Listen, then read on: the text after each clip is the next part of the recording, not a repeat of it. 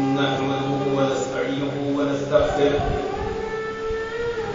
ونعوذ بالله من شرور أنفسنا ومن سيئات أعمالنا من يهده الله فلا مضل له ومن يضلل فلا هادي له وأشهد أن لا إله إلا الله وحده لا شريك له وأشهد أن محمدا عبده ورسوله أما بعد يا أيها الذين آمنوا اتقوا الله حق تقاته ولا تموتن إلا وأنتم مسلمون يا أيها الناس اتقوا ربكم الذي خلقكم من نفس واحدة وخلق منها زوجها وبث منهما رجالا كثيرا ونساء واتقوا الله الذي تساءلون به والأرحام إن الله كان عليكم رقيبا يا أيها الذين آمنوا اتقوا الله وقولوا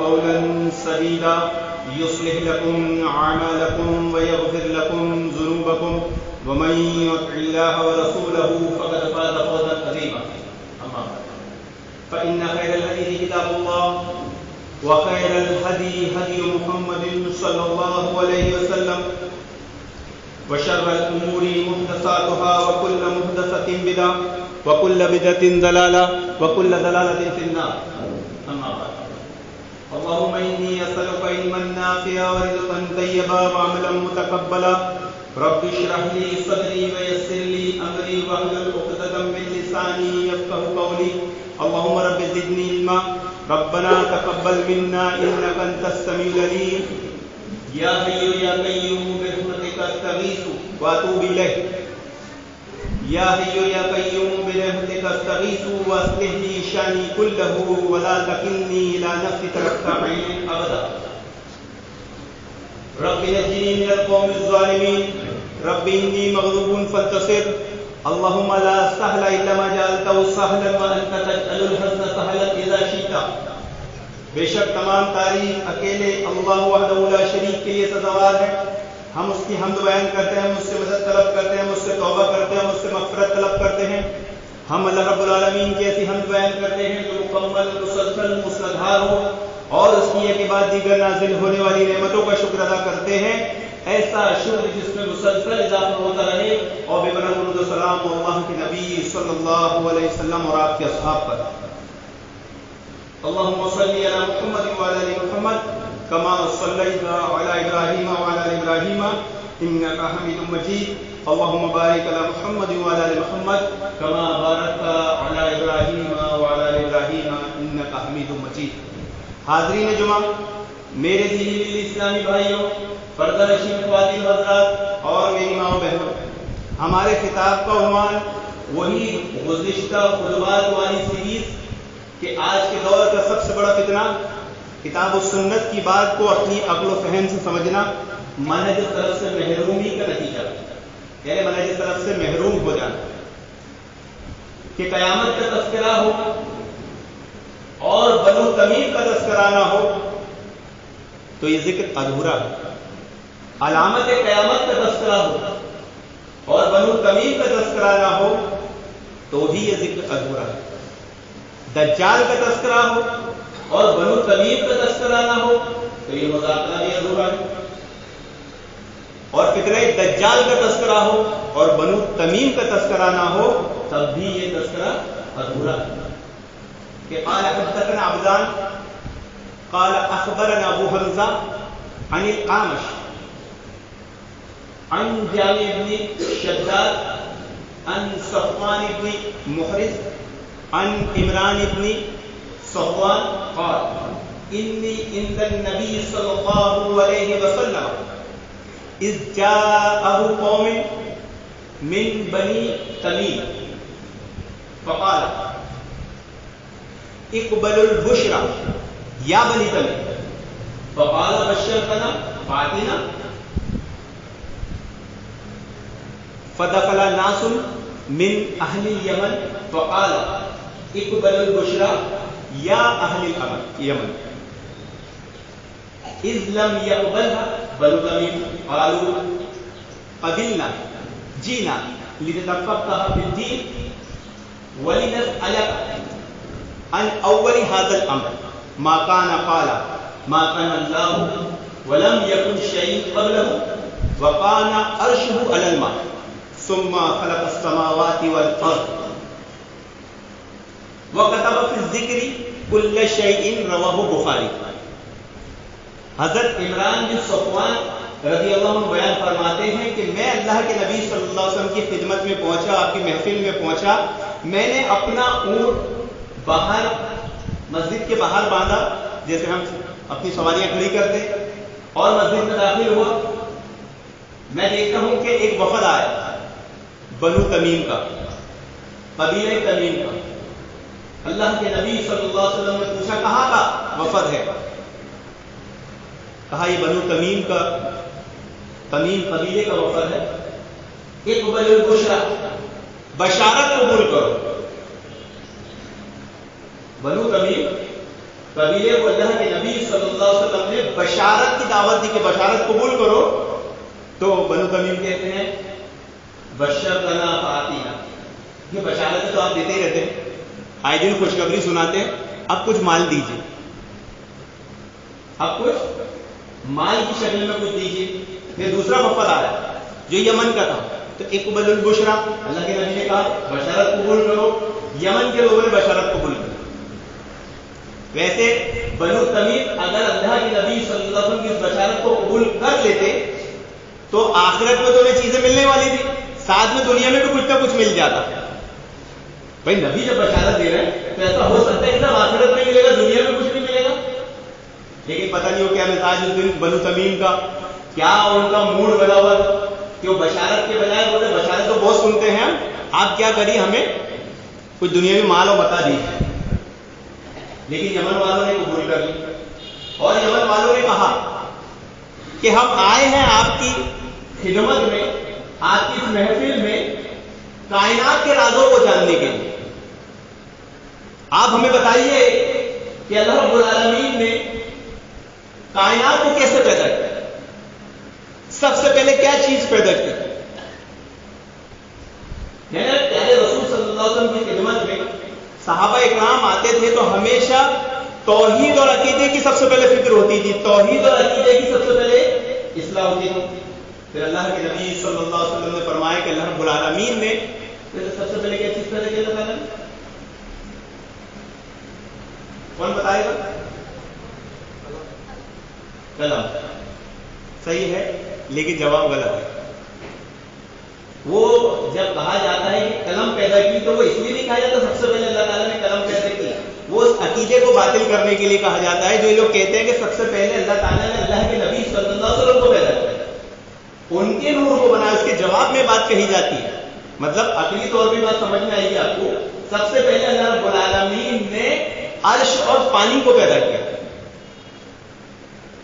یہ حدیث میں ہی بتایا گیا وَقَانَ عَرْشُهُ عَلَى الْمَاءِ، کہ اللہ تعالیٰ نے پانی کو پیدا کیا، پانی کے اوپر عرش ہے اللہ رب العالمین کا، اور عرش پہ اللہ رب العالمین مستوی۔ اب کیسے مستوی ہے؟ کیفیت مجہول ہے، استوا پر ایمان ہے، اور اس کے تعلق سے سوال کرنا ہی بدعت ہے۔ اللہ تعالیٰ کیسے مستوی ہے، اللہ تعالیٰ کیسا ہے، کیا کرتا ہے، جتنا بتا دیے گا اتنا ایمان لائے۔ کیفیت کے چکر میں ہم نہیں پڑھتے کیونکہ اتنی فہم عقل کو اللہ تعالیٰ نے نہیں دیا ہے، ہم اتنی بات کو سمجھیں گے جتنی منہج سلف نے سمجھی۔ پھر اللہ کے نبی صلی اللہ علیہ وسلم نے فرمایا کہ سب سے پہلے اللہ رب العالمین نے قلم کو پیدا کیا۔ زمین و آسمان بنانے سے 50,000 سال پہلے، اب بات سمجھ میں آئی کیا، اور قلم کو کہا لکھ قیامت تک، تو اس نے لکھ دی۔ قیامت تک کیا کیا ہونے والا ہے، اب قیامت تک تمام انبیاء پیدا ہونے والے ہیں، آنے والے سب لکھی قلم۔ تو پہلے سب سے پہلے اس اعتبار سے کیا ہوا، قلم پہ ہوا، لیکن قلم پیدا نہیں ہوا سب سے پہلے، بلکہ لکھنے کے اعتبار سے قلم تو تخلیق کی اللہ رب العالمین نے۔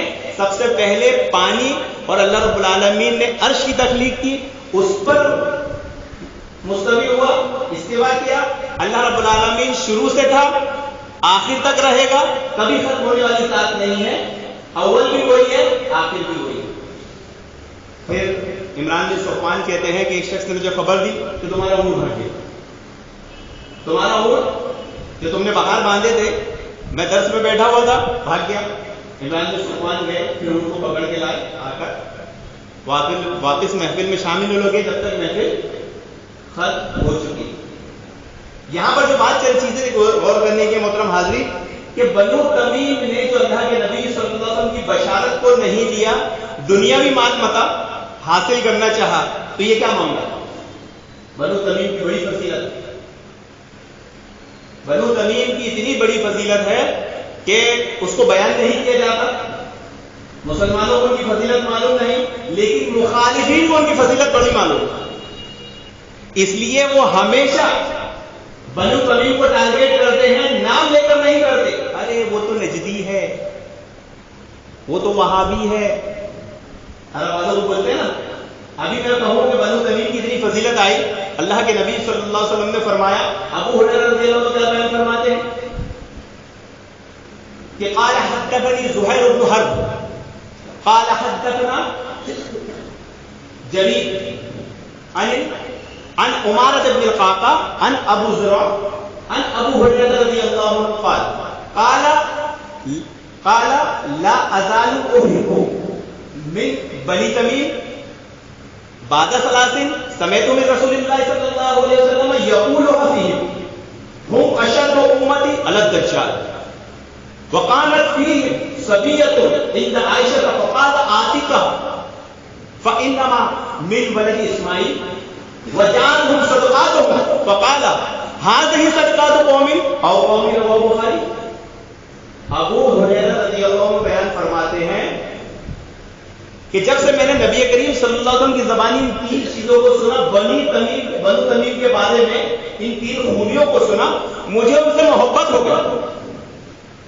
بنو تمیم سے اللہ کے نبی صلی اللہ علیہ وسلم محبت کر رہے ہیں، بنو تمیم سے صحابہ اکرام محبت کر رہے ہیں، لیکن آج کا مسلمان وہ تو وہاں بھی ہے، وہ تو غیر مقلد ہے، وہ تو نجدی ہے، وہ تو گمراہ ہے۔ وہ تین چیزیں کیا تھی؟ ہم اشد امت الدجال، میری امت میں دجال کے سب سے زیادہ سخت کون ہوں گے؟ بنو تمیم ہوں گے۔ اب اس سے ایک مسئلہ کیا سمجھ میں آیا کہ یہ وہ قبیلہ ہے جو شروع سے لے کے قیامت تک رہے گا تسلسل کے ساتھ۔ دجال سے لڑنے میں سب سے زیادہ سخت کون ہوگا؟ بنو تمیم۔ اور وہ کب آئیں گے؟ قیامت کے قریب۔ اب دجال کب پیدا ہوا تھا؟ دجال اصل میں آدم علیہ السلام کی اولاد میں سے ہے اور وہ نوح علیہ السلام کے زمانے میں ہی پیدا ہو چکا، لیکن اس پر کوئی یقینی بات نہیں کہی جا سکتی، احتمال کی بنا پہ کہا جاتا ہے کہ نوح علیہ السلام نے بھی اپنی قوم کو دجال سے ڈرایا ہے، اس کا مطلب دجال پیدا ہو چکا، اور ہر نبی نے دجال کے فتنوں سے ڈرایا ہے، دجال سے ڈرایا۔ اور آپ کو یہ بات جان کر حیرت ہوگی کہ دجال سے سب سے بڑی لڑائی، سب سے سخت لڑائی بنو تمیم کو لڑائی گئی، جو کہتے ہیں نا کہ جب دجال حدود حرم میں داخل ہونے لگے گا تو فرشتے تلوار سوتے کھڑے ہوں گے، وہ داخل نہیں ہو پائے، تو بھائی وہ تو غیبی مخلوق ہے۔ اصل میں ظاہری صورت میں وہاں لڑنے والا دجال سے ہوگا تو یہ بنو تمیم کا قبیلہ ہوگا، یہ فرشتے اس کی مدد کر رہے ہوں گے، جیسے میدان بدر میں لڑنے والے تو نبی و صحابہ ہی تھے، لیکن مدد کون کہاں سے آ رہی تھی؟ ملائکہ کی طرف سے۔ تو دجال سے عرب میں لڑائی کرنے والے اور سخت انداز میں اس کا مقابلہ کرنے والے کون ہوں گے؟ بنو تمیم۔ اور آپ نے وہ واقعہ بھی سنا ہوگا کہ جب دجال ایک شخص کو پکڑے گا اور کہے گا میں کون ہوں بتا، تیرا رب؟ بولے نہیں، تو دجال ہے، جھوٹا ہے، میرا رب تو بے ہے، تو مانا ہے، تیرے دونوں آنکھوں کے درمیان تو کافر لکھا ہے، اور تیرے میں اتنی طاقت، اتنی قوت نہیں ہے کہ تو اس عیب کو ختم کر لے، جو تیری آنکھ کاڑی ہے، جو تیرے دونوں آنکھوں کے درمیان کافر لکھا ہے، تیرے میں اتنی قوت، طاقت، اتنی صلاحیت، ایبلٹی نہیں ہے کہ تو اس عیب کو ختم کر لے، تو رب کیسے ہو سکتا ہے؟ رب کانا نہیں ہے۔ وہ شخص کو کیسے کر دے گا؟ پھر زندہ کرے گا، اب تو مان کہ میں تیرا رب ہوں، کہے گا نہیں، اب تو یقین ہو گیا تو دجال ہے۔ اب وہ شخص کو قتل نہیں کر پائے گا۔ دجال کے زمانے میں اگر دجال کسی کو ایک بار قتل کر دے گا اور دوبارہ اس کو زندہ کرے گا اور قتل کرنا چاہے گا پھر نہیں کر پائے گا. یہ بھی اللہ تعالیٰ نے اسے قوت چھین لی ہے. بلکہ حدیث میں آتا ہے کہ جس کو بھی قتل کرنے کا ارادہ دوسری بار کرے گا اس کا گلے کا اتنا حصہ اللہ تعالیٰ تانبے پیتل کا بنا دے گا. چاہے گا بھی دبا کر ماننا تو مان نہیں پائے گا, لیکن وہ شخص ہوگا کون؟ وہ بنو تمیم قبیلے کا ہی ہوگا. یہ بنو تمیم اپنے رب کو پہچاننے میں بہت الگ قسم کے لوگ ہیں. اس لیے آپ تاریخ اٹھا کر دیکھیے, اہل حدیث کے بڑے بڑے ائمہ میں 130 محدثین ملیں گے جو بنو تمیم سے, 130 محدثین. ہاں بعد میں اس نے کہا کہ وہ ضعیف ہے, لیکن ان کا وہ ذوق اس ذوق کے لحاظ سے نہیں ہے, بلکہ حافظے کی کمزوری کی بنا پر ہے, اور وہ ہر انسان میں ہوتا ہے بھولنے کی عادت. اور اماموں میں بہت بڑے امام جن کے نام سے بدعتی چڑھتے ہیں, جن کے نام سے بدعتی بدکتے ہیں, امام ابن تیمیہ رحمہ اللہ علیہ, وہ خود بنو تمیم قبیلے سے. اور اس عرب کی سرزمین پر جو انقلاب برپا کیے, جو بدعت و خرافات کو ختم کیے, جو توحید کا کلمہ بلند کیے, محمد بن عبد الوہاب رحمہ اللہ علیہ, وہ بھی بنو تمیم قبیلے سے. یہ بنو تمیم قبیلے سے محبت نبی کریم صلی اللہ علیہ وسلم کا 3 خوبیوں کی بنا پر. پہلی کیا کہ دجال سے لڑنے کے معاملے میں سب سے زیادہ سخت ہوں گے. دوسری, جب حضرت عائشہ رضی اللہ عنہا کے پاس ایک باندھی تھی, ایک غلام تھی, ایک عورت تھی, تو آپ نے پوچھا یہ کون ہے, کہاں سے ہے, کس قبیلے سے ہے؟ تو حضرت عائشہ نے فرمایا بنو تمیم سے. اسے آزاد کر دو, یہ اولاد اسماعیل سے, آل اسماعیل سے ہے, میرے خاندان, میرے قبیلے, میری قوم سے, ایسے آزاد کر دو. جیسے ہی پتہ چلا بنو تمیم سے ہے, غلام, باندھی, لوٹی, اسے آزاد کر دیا اللہ کے نبی صلی اللہ علیہ وسلم نے. اور مسجد میں صدقے کا مال رکھا ہوا دیکھا, پوچھا یہ مال کہاں سے آیا ہے؟ کہا بنو تمیم قبیلے سے آیا ہے. بولے خوش ہو کے کہا یہ میری قوم کا صدقہ. تو کسی قوم میں اچھے اور برے لوگ دونوں ہو سکتے ہیں, لیکن اس کا یہ مطلب نہیں کہ ہم کسی کی برائی اگر دیکھ لیں تو اس کی ساری اچھائیوں کو نظر انداز کر دیں. یہ ظلم ہے, انصاف نہیں ہے. اب ہم جو ایک حدیث پڑھتے ہیں صحیح بخاری کی کہ اللہ کے نبی صلی اللہ علیہ وسلم جب مال غنیمت بانٹ رہے تھے تو ایک شخص آیا, کہا اے اللہ کے نبی صلی اللہ علیہ وسلم انصاف کیجئے. اللہ کے نبی نے, وہاں حضرت عمر موجود تھے, حضرت عمر نے کہا اللہ کے نبی آپ حکم صاحب اس کی گردن مار دیتے, یہ آپ کو کہہ رہا ہے کہ انصاف کیجئے, آپ ظلم کر رہے ہو. بولے نہیں, جانے دو, اگر اس کو ماریں گے لوگ کہیں گے کہ تو محمد اپنے اصحاب کو ہی مار دیتا ہے, فتنہ پھیل جائے گا, جانے دو. اس کی نسل سے ایسے لوگ پیدا ہوں گے جو قرآن کو پڑھیں گے زبان مروڑ کر, لیکن قرآن ان کے حلق کے نیچے نہیں اترے گا. وہ شخص کون تھا؟ وہ بھی بنو تمیم قبیلے سے. تو بنو تمیم قبیلہ نوح علیہ السلام کے دور سے ہے اور قیامت تک رہے گا, اور اس میں اچھے لوگوں کی بھی بے شمار تعداد ہے اور برے لوگ بھی ہیں. سورہ حجرات, ان الذین ینادونک من وراء الحجرات اکثرهم لا یعقلون, کہ جب وفد آیا اللہ کے نبی صلی اللہ علیہ وسلم نے زکوٰۃ کے لیے 50 لوگوں کا وہ بنا کے بھیجا, بنو تمیم سے جا کے زکوٰۃ وصول. یہ لڑنے میں بھی, ہر چیز میں بھی, جب ایمان والے نہیں تھے تب بھی کتنے سخت تھے کہ اللہ کے نبی کے زمانے میں ہی زکوٰۃ دینے کا انکار کرتے تھے. ہم نے یہ سنا کہ ابو بکر صدیق کے زمانے میں زکوٰۃ کا انکار ہوا تھا, لیکن بنو تمیم وہ قبیلہ تھا جس نے اللہ کے نبی کے زمانے میں ہی زکوٰۃ دینے کا انکار کر دیا. تو اللہ کے نبی نے 50 صحابہ کی ٹیم بھیجی اور جا کے ان کی اچھی سی خیر خبر لی گئی, اور ان کے 30 مرد یا 21 عورتوں کو قید کر کے لایا گیا. مال غنیمت میں اس میں سے یہ حضرت عائشہ کے پاس جو باندھی یا غلام لیڈیز آئی تھی وہ اسی میں سے تھی. جب انہیں پتا چلا کہ محمد رسول اللہ صلی اللہ علیہ وسلم کے ساتھیوں نے ہم پر حملہ کیا, ہمارے اتنے آدمی اتنی عورتیں پکڑ کے لے کے گئے, انہوں نے اپنی قوم کے بڑے بڑے 70 سرداروں کو جمع کر کے مدینہ آئے, اللہ کے نبی صلی اللہ علیہ وسلم کے حجرے میں آئے, مسجد میں آئے, اور دوپہر کا وقت کیل اللہ وہاں اونچی آواز سے اللہ کے نبی صلی اللہ علیہ وسلم کو آواز بھی سزا لگائی گئی ہے. اللہ رب العالمین نے سورۃ النجم میں کہا ان الذین ینادونک ورائی الحجرات, نبی کے دروازے, نبی کے گھر پر اونچی آواز سے بات مت کرو اگر تم عقل رکھتے ہو. لیکن اکثر لوگ نہیں رکھتے, اکثر ہم لا یعقلون, اکثر لوگ نہیں رکھتے.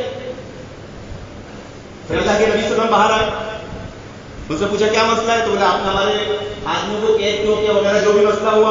اتنے میں نماز کا ٹائم ہوتا ہے. حضرت بلال نے اذان دی, لوگوں نے نماز پڑھی. نماز کے بعد باقاعدہ مقابلہ ہوا. سورہ کہف کی تفسیر گزری تھی. سورہ کہف کی تفسیر میں بہت ساری باتیں بتائی گئی تھی اور ایک خصلت یہودیوں کی یہ بتائی گئی تھی کہ یہودی جانتے تھے کہ محمد رسول اللہ صلی اللہ علیہ وسلم آخری رسول ہے, لیکن حسد کی بنیاد پر مانتے نہیں تھے, ایمان نہیں لاتے تھے کہ سارے نبی ہمارے اس میں آئے, یہ آخری نبی, افضل نبی دوسرے قبیلے میں کیسے آ گیا, دوسرے خاندان میں کیسا آ گیا, قریش میں کیسا آ گیا, ہم نہیں مانیں گے. اس حسد کی بنیاد پر ان یہود سے جو فرقہ پیدا ہوا شیعت, رافضیت, ان میں بھی حسد کا پہلو, اور وہ حسد کا پہلو یہی کام کرتا ہے. آپ دیکھیے کہ جہاں پر بھی بات آئے گی صحابہ کی تو وہ حسد کی بنیاد پر صرف اہل بیت کی فضیلت بیان کریں گے, باقی دوسرے صحابہ کی فضیلت کو بیان نہیں کریں گے, بلکہ ان کی صرف غلطیاں بیان کریں گے. تو اس مسئلے میں بھی جب آپ دیکھو گے کہ جب دجال آئے گا, امام مہدی اہل بیت میں سے آئیں گے, تو امام مہدی کے ساتھی کون ہوں گے؟ یہ بنو تمیم پائے کہاں جاتے ہیں؟ اگر میں آج آپ کو کہہ دوں کہ جائیے اس قبیلے کے بارے میں جانکاری لیجیے, معلوم کیجیے, ان بدعتیوں کو معلوم ہے کہ بنو تمیم کہاں پائے جاتے ہیں, ایسے مسلمان کو نہیں معلوم کہ بنو تمیم والوں کا عقیدہ کیا ہے, ان کا منہج کیا ہے, ان کی عادت و اقدار کیا ہے, ان کی عبادت کا طریقہ کیا ہے. ان بدعتیوں کو معلوم ہے. یہ اس سے پہلے شور مچاتے ہیں, وہ تو نجدی ہے, وہ تو غیر مقلد ہے, وہ تو گمراہ ہے, وہ تو یہود و نصارہ کا ایجنٹ ہے. بنو تمیم آج کے دور میں سب سے زیادہ اگر کہیں پائے جاتے ہیں تو عرب, سعودی عرب, اور اس زمانے میں شروع سے یہ بصرہ سے لے کر یمن تک پائے جاتے تھے.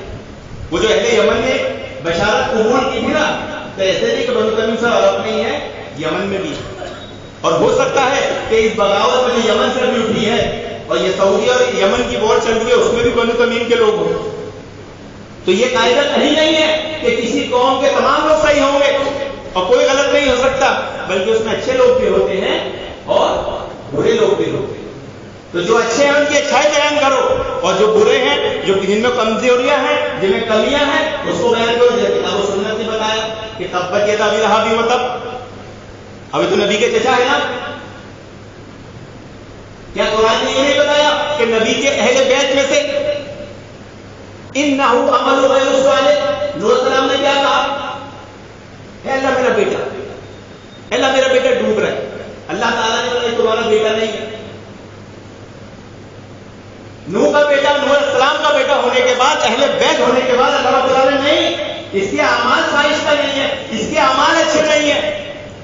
تو کوئی کسی خاندان سے ہو, کسی حسب نسب سے ہو, اس کا میعاد تقوی کی بنیاد پر طے کیا جائے گا, حسب نسب کی بنیاد پر نہیں کیا جائے گا.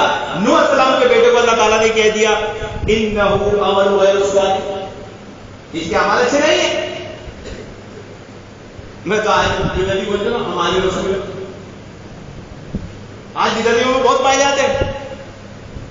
پوری زندگی بدعت خرافات میں گزر رہی ہے, بے نمازی والی زندگی گزارتا ہے, لیکن بولتا کیا ہے, ہم آل رسول. تو آل رسول ہونے سے بھی کچھ نہیں ہونے والا اگر عمل صالح نہیں ہے. تو عمل صالح سے آپ کا معیار پتہ چلے گا کہ آپ کس قبیلے سے ہو, آپ کس خاندان سے ہو. اگر عمل صالح ہے قبول ہے, عمل صالح نہیں ہے قبول نہیں. تو یہود کا یہ حسد والا فیکٹر شیعہ رافضیت کے ذریعے امت مسلمہ میں آ گیا, اور وہ ایک ہی پہلو بیان کرتے ہیں اہل بیت کی فضیلت, اور باقی سب کو مفقود کر دیتے ہیں, چھپا دیتے ہیں, مانتے ہیں. اب ایک مسئلہ آئے گا, شیعت کسے کہتے ہیں, رافضیت کسے کہتے ہیں. حدیث میں آتا ہے کہ احادیث کی کتابوں میں بخاری و مسلم میں شیعہ راوی نہیں ہے. بعض لوگ اعتراض کرتے ارے تم بخاری کی روایت کو مانتے ہو, اس میں تو شیعہ راوی ہے. تو شیعت رافضیت کا جو مسئلہ ہے شروع کے زمانے میں اور ابھی کے زمانے میں فرق ہے۔ شیعت پہلے صرف سیاسی مخالفت کا نام تھا۔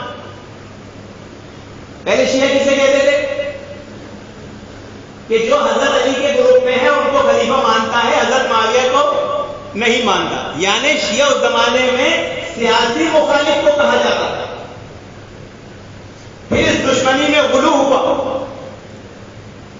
اور اتنا آگے بڑھے کہ ان کے عقائد اور ان میں حسد اور ان میں غلو بڑھاتے بڑھاتے انہوں نے حضرت علی کو خدا بنا دیا۔ بہت سارے عقیدے پھیل گئے۔ پھر وہ شیعہ اور یہ شیعہ میں زمین آسمان کا فرق ہو گیا۔ یہ شیعہ شیعہ نہیں رہے، یہ شیعہ اصل میں رافضی ہو گئے۔ وہ شیعہ رافضی نہیں تھے۔ تو محدثین نے اگر کسی شیعہ رافضی کی روایت لی ہے تو اس بنیاد پر لی ہے کہ اس کی مخالفت صرف سیاسی تھی، اس کی بدعت نہیں تھی، اور اس کی بدعت بھی تھی تو اس لیول کی نہیں تھی کہ اس کے عمل پر اثر انداز ہو سکے۔ آج کے شیعہ، آج کے رافضی پورا مذہب، پورا دھرم، پورا فہم، ہر چیز بدعت سے بھرپور ہے۔ تو یہ حسد کا فیکٹر اس انداز میں مسلمانوں میں کام کیا کہ صحابہ اکرام میں سے بنو تمیم کی فضیلتوں میں سے اتنی بڑی فضیلت دبا دی گئی۔ یہ بنو تمیم قبیلہ وہ تھا کہ اللہ کے نبی صلی اللہ علیہ وسلم کو چیلنج کر دیا، بولے اے نبی، ہمارے پاس ایسے مقرر، ایسے تقریر کرنے والے، ایسے شعراء، ایسے شاعر ہیں کہ اگر ہم کسی کی تعریف کر دینا وہ دنیا میں مشہور ہو جاتا ہے، اور ہم اگر کسی کی برائی کر دینا وہ دنیا میں بدنام ہو جاتا ہے۔ ایسی عزت، ایسا وقار، ایسا مقام مرتبہ رب العالمین نے بنو تمیم قبیلے کو اس حالت میں دیا جب حالت ایمان میں نہیں تھے۔ تو سورۃ الکہف میں یہ چیز بتائی گئی، یہودیوں کی خصلت، وہ بڑے نخرے باز تھے۔ نخرے کرنا یہ یہودیوں کی خصلت میں سے، وہ جانتے تھے محمد رسول اللہ آخری نبی ہے، لیکن کیا شرط رکھتے تھے؟ اگر آپ ہماری چند باتیں مان لے تو ہم آپ پر ایمان لیں۔ اب ان باتوں میں سے ایک بات کیا تھی؟ بہت بڑا مسئلہ نہیں تھا۔ بولے جو آپ کے پاس صحابہ اکرام ہے نا، یہ غریب ہے، ان کو آپ کے پاس سے ہٹا دو، ان کو آپ کے یہاں سے ہٹا دو، ہم آپ کے ساتھ آپ کو ایمان لیں۔ تو نخرے بازی یہ یہودیوں کی خصلت ہے۔ افسوس کا مقام آج ہم مسلمانوں میں آئے۔ تو بنو تمیم نے چیلنج کر دیا اللہ کے نبی کو، ہمارے پاس ایسے مقرر ہیں کہ جب وہ تقریر کرتے ہیں، ایسی شعر بیان فصیح و بلیغ تقریر کرتے ہیں کہ سننے والا مدہوش ہو جاتا ہے۔ پھر انہوں نے اپنے مقرر کو کھڑا کیا، وہ سے تقریر کیا، اور صرف اس نے کیا بیان کیا؟ اس نے اپنے خاندان، اپنے قبیلے کی فضیلت بیان کیا۔ بنو تمیم کب سے ہے، بنو تمیم کا شجرہ کیا ہے، بنو تمیم آل اسماعیل کی اولاد میں سے ہے، بنو تمیم نے یہ کیا، وہ کیا، یہ کیا، وہ کیا، وہ کیا۔ اللہ کے نبی صلی اللہ علیہ وسلم نے قیس بن ثابت کو کھڑا کیا کہ اس کی تقریر کا جواب دو۔ اب انہوں نے کیا تقریر کی؟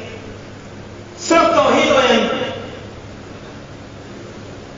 اللہ کے نبی صلی اللہ علیہ وسلم کی نبوت کا اقرار کیا اور اتنا بتایا اس انداز میں کہ اللہ ایک ہے اور اس نے محمد رسول اللہ کو نبی بنا کر بھیجا ہے اور اس کے بندے رسول ہیں اور ہم ان کے امتی ہیں، تو ان پہ ایمان لائے۔ پھر انہوں نے دیکھا کہ ہمارا مقرر تو ان کے آگے بہت بھیکا پڑ گیا اور اپنے شاعر کو کھڑا کیا، اور شاعر نے وہ تقریر میں اپنے خاندان کی فضیلتیں بیان کی فقری انداز میں۔ ایک ہوتا فقری انداز، ایک ہوتا الزامی جواب دینا، دونوں میں فرق ہے۔ امام محمد رحمۃ اللہ کے بیٹے عبداللہ کہتے ہیں کہ میرے والد نے کبھی اپنی زندگی میں یہ نہیں کہا کہ میں نے یہ کیا اور وہ کیا۔ فقری انداز میں بیان کرنا یہ منہج سلف کے خلاف ہے۔ ہاں، کوئی اگر پوچھے کہ تم نے کیا کیا تب آپ بتا سکتے ہو، یا کوئی آپ پر اعتراض کرے کہ تم نے کچھ کیا ہی نہیں اور آپ خاموش رہو تو ذمہ بھیج جائے گا۔ تو الزامی جواب کے طور پر بولنا اور فقری انداز میں بولنا منہج سلف کے خلاف ہے۔ تو حضرت اللہ کے نبی صلی اللہ علیہ وسلم جو شاعر کا جواب دینے کے لیے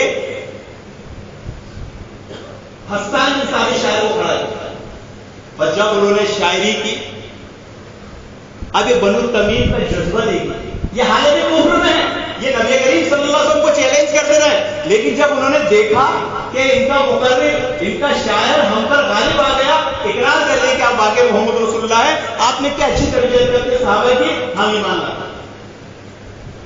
یہ ہے بنو تمیم کی خصوصیت, یہ ہے بنو تمیم کا انصاف کہ اتنی نعمتوں سے اللہ تعالیٰ نے ان کو نوازا, لیکن ان میں حسد کا فیکٹر نہیں آیا یہودیوں کی طرح کہ جب انہوں نے دیکھا کہ محمد رسول اللہ کے صحابہ تقریر میں اور شعر و شاعری میں ہم پر غالب آ گئے تو اب ہمارا کام ہم ان پر ایمان لے آئے, اور انہوں نے ایمان لیا. تو بنو تمیم کی فضیلت کہ وہ دجال سے لڑنے میں سب سے زیادہ سخت ہوگا. محترم حاضرین, سب سے بڑا مسئلہ ہے ہماری امت میں جو ہے کہ ہم عمل کرنے میں پیچھے ہیں, تنقید کرنے میں ماہر. امام مہدی جب دنیا میں آئیں گے اور دجال کی تیاری کروائیں گے تو کیا کریں گے امام مہدی؟ لوگوں کے عقائد درست کریں گے, لوگوں کی توحید درست کریں گے. اور دجال کے زمانے میں بھی اللہ رب العالمین کو سب سے زیادہ پہچاننے والے, سب سے اچھے انداز میں پہچاننے والے اگر کوئی ہوں گے تو وہ بنو تمیم ہوں گے. دوسرے بھی ہوں گے, ایسا نہیں کہ سب بنو تمیم ہی ہوں گے اور دوسرے نہیں ہوں گے, لیکن سب سے زیادہ کون ہوں گے جن کی مثالیں قرآن حدیث میں دی گئی ہے کہ جب دجال سے آمنا سامنا ہوگا, دجال کے سامنے ثابت کر کے دکھائیں گے تو بنو تمیم دکھائیں گے. دجال سے جنگ ہوگی, مکہ مدینہ عرب کی حفاظت کریں گے ہتھیاروں کے ساتھ, فوج کے ساتھ, وہ کون ہوں گے؟ بنو تمیم ہوں گے. آج یہ دجال کے فتنے انہی کو ٹارگیٹ کرتے ہیں, انہی کو نشانہ بناتے ہیں. ارے یہ تو بزدل ہے, یہ تو نجدی ہے, یہ تو وہابی ہے, اور یہ دیکھو فلسطین کی لڑائی میں ہم لڑ رہے ہیں, یہ فلسطین کی لڑائی چل رہی ہے, یہ اسلام کا دفاع ہو رہا ہے. یہ مسائل محترم حاضر عرف کے اعتبار سے ہے, اس میں کوئی بھی ایک پہلو یقینی طور پر بیان نہیں کیا جا سکتا, اور نہ ہی یقینی طور پر ایک پہلو کو پکڑا جا سکتا ہے, کیونکہ عرف حالات کے اعتبار سے چینج ہوتا رہتا ہے. ابھی تک فلسطین کا مسئلہ یہود نے اس انداز میں کریٹ کیا تھا کہ کس انداز میں ہم مسلمانوں کے علاقوں پہ قبضہ کریں, کس انداز میں مسلمانوں کو غلام بنائیں. انہوں نے ہی یہ حزب اللہ حماس کو کھڑا کیا. 250 کروڑ روپے سال اسرائیل حماس کو دیتا ہے, اور یہ کیا کرتے تھے, یہ مسلمانوں کے علاقے میں جا کے ایک کھنجری چھوڑ دیتے تھے اسرائیل پر اور بھاگ جایا کرتے تھے. اب اسرائیل کی آرمی فل تیاری کے ساتھ آ کر مسلمانوں کو مارتی تھی, مسلمانوں کے علاقوں میں قبضہ کرتی تھی. اس طرح اسرائیل دھیرے دھیرے بڑھتا رہا. یہ گیم سالوں سے چل رہا ہے, اس لیے عرب ان کا ساتھ نہیں دیتا. یہ لڑائی جہاد نہیں, ایک سازش ہے. لیکن ایسی صورتوں میں ایک صورت یہ بھی پیدا ہو جاتی ہے کہ کچھ اللہ کے بندے مخلص ان میں بھی پیدا ہو جاتے ہیں, کچھ ان میں بھی رجوع کر لیتے ہیں جو واقعی جہاد کا جذبہ رکھتے ہیں, جو واقعی اخلاص کی نیت سے کوشش کرتے ہیں. انہیں نہیں معلوم کہ کس سازش کا حصہ ہے. جب صحابہ اکرام سازش میں انوالو ہو سکتے ہیں تو آج یہ مسلمان کا کیا مسئلہ؟ جب صحابہ اکرام کے زمانے میں وحی کا سلسلہ تھا اور یہود و نصارہ کی ایسی سازشیں ہوتی تھی کہ صحابہ اکرام بھی دھوکہ کھا جاتے تھے, غلطی کر بیٹھتے تھے, تو آج کا مسلمان کتنی کرے گا؟ تو کبھی ایسی صورت پیدا ہو جاتی تھی کہ مسلمانوں میں سے ہی سازش میں ملوث لوگ بیدار ہو جائیں تو ان کو سنانے کا بھی ایک طریقہ ہے ایسی جنگ کروا کہ بھائی ہمارے طرف بھی بہت بوال چل رہا ہے اسرائیل میں, میرے مخالف بہت پیدا ہو گئے ہیں, اور تمہاری طرف بھی کچھ لوگ بیدار ہو گئے ہیں. تو مطلب کیا کرتے, آؤ ایک جنگ کرتے, ان سے ان کو مرواتے ہیں, ان سے ان کو مرواتے ہیں, اور بیٹھ کر ہم پھر راج کریں. تو کچھ لوگ ہوتے ہیں حزب اللہ حماس میں بھی مجاہد قسم کے, لیکن سب نہیں. اگر وہ واقعی مجاہد ہے تو وہ بنو تمیم سے محبت کیوں نہیں کرتے؟ بھائی دجال کے خطوں سے لڑنے میں, دجال سے لڑنے میں سب سے زیادہ سخت بنو تمیم ہو گئے. بنو تمیم پائے جاتے ہیں ابھی سعودی عرب, بنو تمیم قبیلہ پایا جاتا ہے سعودی عرب میں. آپ چلے جائیں, آپ حج کرنے جائیں, آپ عمرہ کرنے جائیں, جو اہل سعودی عرب جاتے ہیں حج کرنے عمرہ کرنے جاتے ہیں, ہم کیا سوچتے ہیں, ہم حج کرنے عمرہ کرنے جائیں گے تو کیا کریں گے, زیارت کریں گے. مسجد حرم مسجد نبی کی تو ہو جائے گی, اور جتنی مساجدیں وہاں پر ہے, جتنے قبرستان وہاں پر ہے, جتنے تاریخی مقام میں زیارت کریں گے. اہل علم اس کے ساتھ ایک مقصد اور لے کر جاتے ہیں, ہم ملیں گے بنو تمیم قبیلے سے, ہم دیکھیں گے بنو تمیم کو کہ ان کے کیا عقائد ہیں, ان کے کیا منہج ہے. تو آج آپ اگر جائیں گے بنو تمیم کو دیکھیں گے تو وہ خالص ترکی العقیدہ اہل حدیث لوگ, بنو تمیم جو سعودی عرب میں پایا جاتا ہے وہ خالص ترکی العقیدہ اہل حدیث ہے. اپنے رب کو پہچاننے میں سب سے بہتر, اپنے رب کو پہچاننے میں سب سے اعلیٰ. پچھلے خطبے میں بات چلی تھی وجود باری تعالیٰ پر. اگر کسی مسلمان سے پوچھ لیا جائے کہ اللہ رب العالمین موجود ہے, ذرا دلیل سے ثابت تو کر, کیسے دجال سے تو مقابلہ کرے گا, کیسے دجال کے فتنوں سے تو لڑے گا. محترم حاضرین, یاد رکھیں یہ عقیدہ صرف عقیدہ توحید صرف عقیدہ نہیں ہے, یہ انسان کو انسان بنانے کا ذریعہ ہے. یہ اس کی مشکلات اور پریشانیوں کا حل ہے, یہ اس کی جائے پناہ ہے, یہ اس کے غم گساری میں غم گسار ہے. اس لیے ہمارے اسلاف نے عقیدہ توحید کو سمجھانے کے لیے روزمرہ کی زندگی کے واقعات کو دلیل بنایا ہے. اور جب ان پر کوئی سوال یا اشکال آیا ہے, الحمدللہ رب العالمین نے انہیں ایسی سمجھ ایسا فہم دیا ہے, اتنے اچھے انداز میں, اتنے مؤثر انداز میں توحید سمجھائی ہے عام زندگی کی مثالوں سے کہ لوگ ہدایت یاب ہوئے ہیں. لوگوں نے نصیحت حاصل کی, ایمان لایا. امام ابو حنیفہ سے پوچھا گیا اور دہلیوں نے امام حنیفہ کو پکڑ لیا, اور امام حنیفہ کو تاریخ میں لکھا ہے کہ قتل کرنے کے در پہ تھے. امام ابو حنیفہ کے عقیدے سے ہم کو اختلاف ہے کیا؟ نہیں, ہمیں اختلاف ان کی فروعی مسائل سے ہے. عقیدے میں تو ہمارے ہم پلہ ہیں. یہ لوگ عقیدے میں ان کو نہیں مانتے, جو دن رات ان کا کلمہ پڑھتے ہیں, عقیدے میں امام حنیفہ کو فالو نہیں کرتے, صرف فروع میں فالو کرتے ہیں. دہلیوں نے سازش رکھ کے امام حنیفہ کو گھیر لیا اور کہا کہ وجود باری تعالیٰ پر اللہ رب العالمین موجود ہے, دلیل تو دو. تو کہا میں ایک سفر کر رہا تھا سمندر میں, میں نے دیکھا ایک کشتی بہت قیمتی سامان لے کر چل رہی ہے اور طوفان آ گیا, اور کشتی ہچکولے کھاتے ہوئے صحیح سمت میں جا رہی ہے, ہم راستہ بھٹک رہے ہیں اور وہ منزل پہ بھی پہنچ گئی.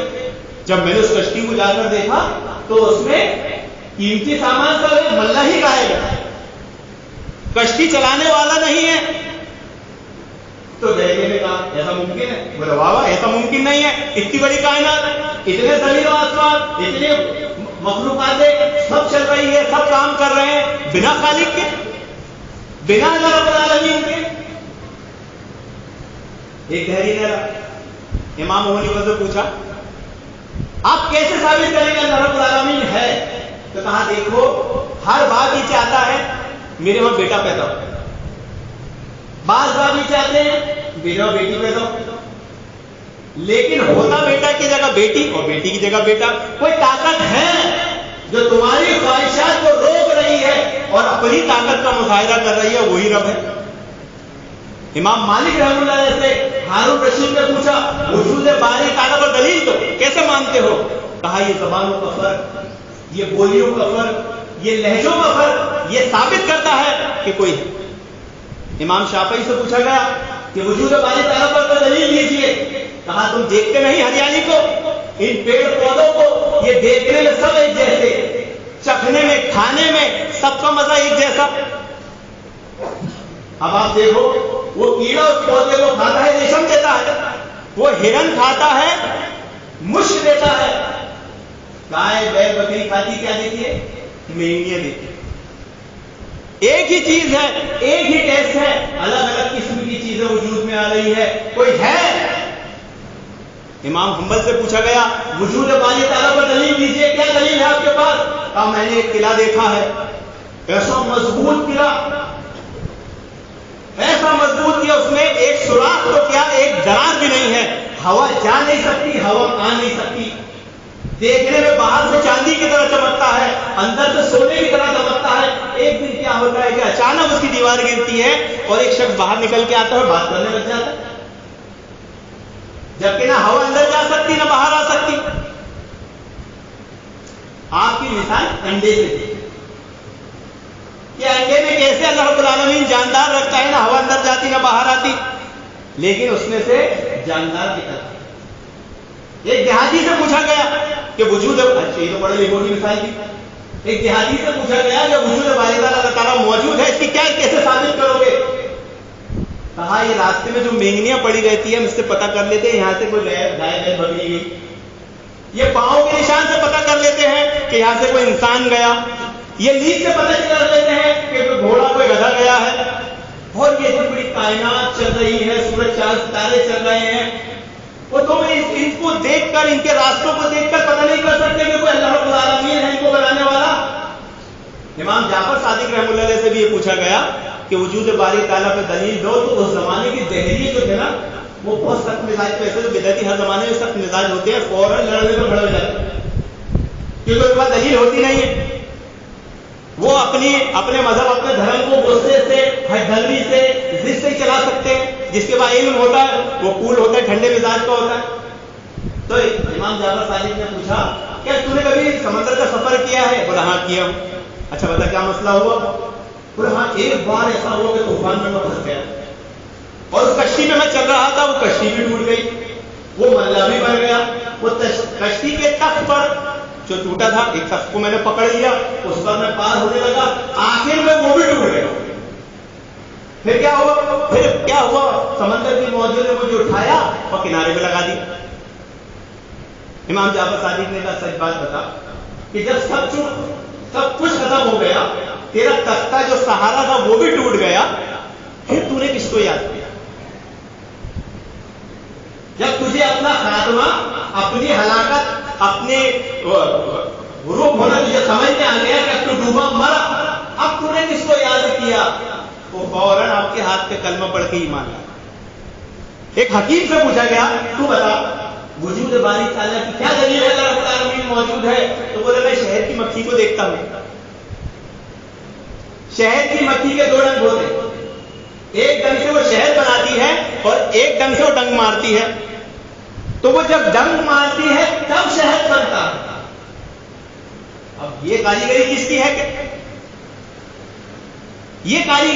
ہے کہ وہ مار تو ظاہر ڈنگ رہی ہے لیکن وہ لوگوں کے لیے شفا کا علاج شہد بن رہا ہے۔ تو امام مہدی رحمۃ اللہ جب آئیں گے اس دنیا میں، وہ مسلمانوں کی تربیت کریں گے، عقائد کو درست کریں گے، ان کی توحید کو درست کریں گے۔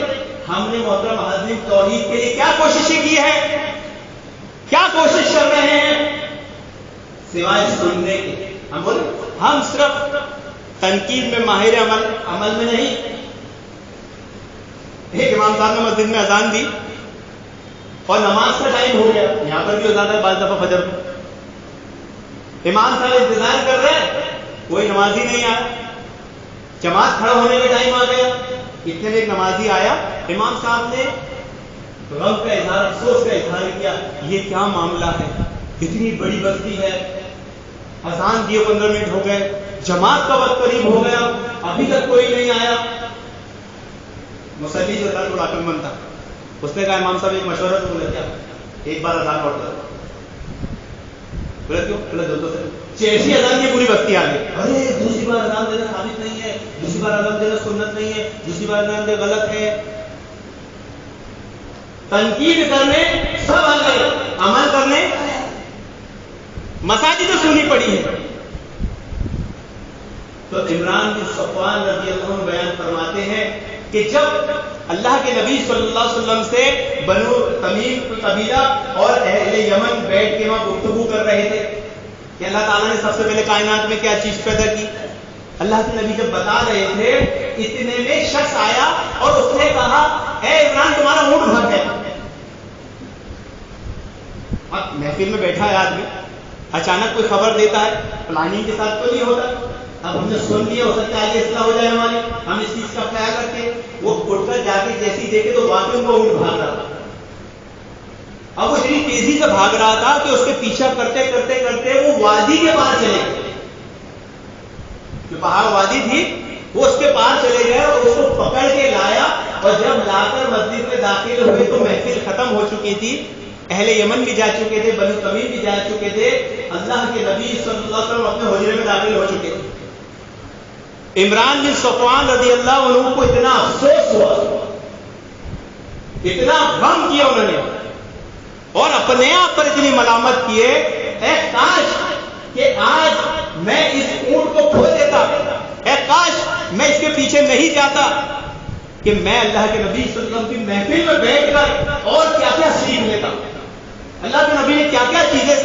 اعتراض کے بارے میں بتائی ہوگی، کیا کیا عقیدہ توحید کے بارے میں بتایا ہوگا، اے کاش میں نہیں اٹھا ہوگا، یہ موقع میرے ہاتھ سے نہیں جاتا.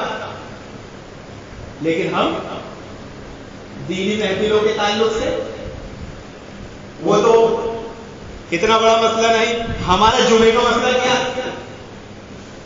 لاکھ فضائل جمعے کا بیان کر دیے گے. آدمی آئے گا اپنے ہی ٹائم سے،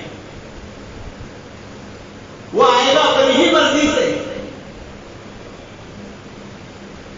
اس میں وہ توحید کی طرف، وہ دین جاننے کا جذبہ، وہ جو صحابہ اکرام میں تھا، وہ جو منہج سلف میں تھا، اور وہ جو توحید کے تعلق سے کوششیں کر رہے تھے، وہ طلب لگن، وہ ذوق و شوق بچا ہی نہیں ہے. اب تو صحیح معنوں میں وہ مدرسے کے طلبہ میں بھی نہیں بچا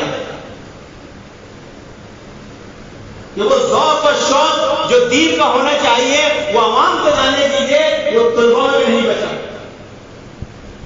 اللہ کے نبی صلی اللہ علیہ وسلم نے فرمایا کہ جب ایسی محفلیں لگا کرے تو تم بھی اس میں کھا لیا پی لیا کرو گزرتے وقت.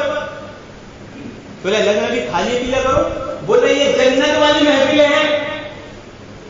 جب دین کی بات کسی محفل میں ہوتی ہے اور تم اس میں شامل ہوتے ہو، بیٹھتے ہو، تو تم بھی جنت کی نعمتیں کھا رہے ہوتے ہو.